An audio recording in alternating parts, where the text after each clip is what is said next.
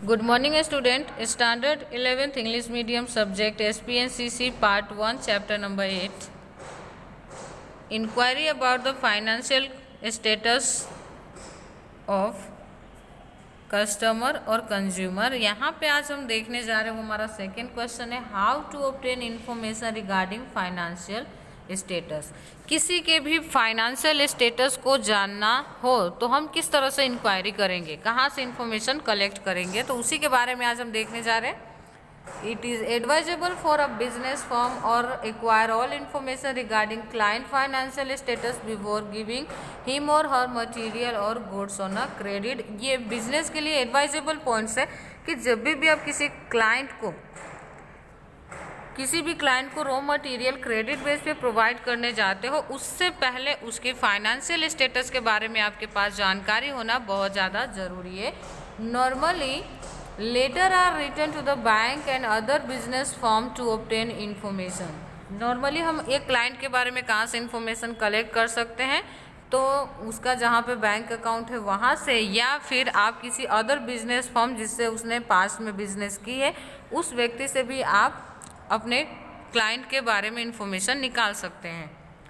4 Cs should be the examined before giving goods on a credit. The character of the concerned firm, it is the capacity to repay the amount, its capital and collateral यानी security of furnished should be verified closely।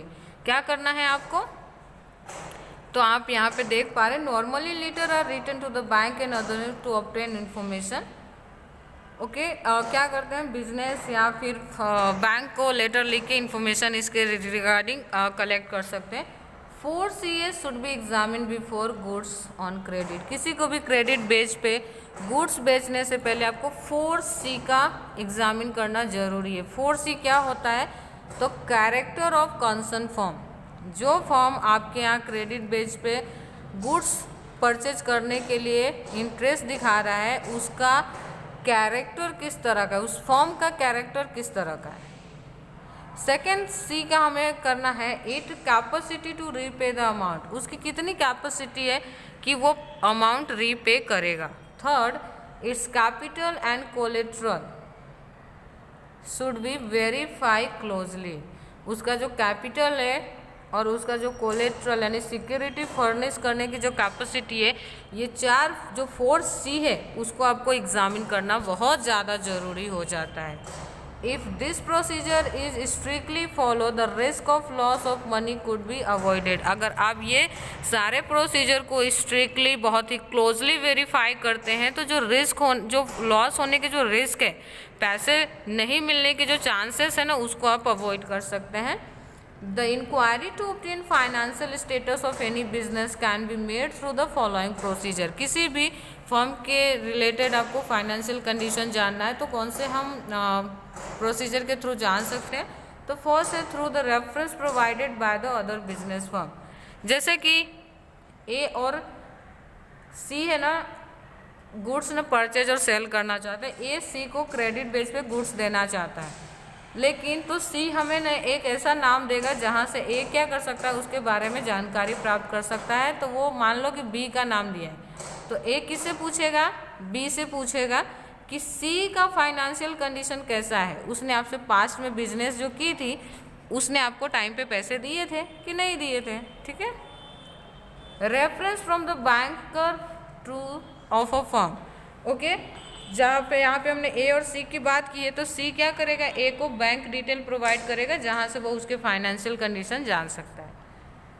C, financial stability of a firm can known the from last few years annual report. Last के कुछ साल के जो उसका annual report है उसको भी वेरीफाई करके आप उसके कंडीशन को जान सकते हैं। Opinion of other business firm considered important, but the information provided to a bank considered reliable and authentic। दूसरे फर्म जो जानकारी देते हैं उसको भी हम इम्पोर्टेंट मानते हैं, लेकिन जो बैंक डिटेल से हमें जो जानकारियाँ मिलती हैं ना, उसको हम ज़्यादा रिलायबल एंड ऑथेंटिक मानते हैं कि उसकी सच्चाई ज़्यादा है, क्योंकि बैंक झूठ नहीं बोलेगी। एक बार हो सकता है कि दूसरी फर्म हमें गलत इन्फॉर्मेशन दे, लेकिन बैंक कभी गलत इन्फॉर्मेशन नहीं देगी। Later return to the prospective customer asking him or her to furnish reference to the another business firm or a bank should be written in a polite and modest language so it does not harm its self dignity.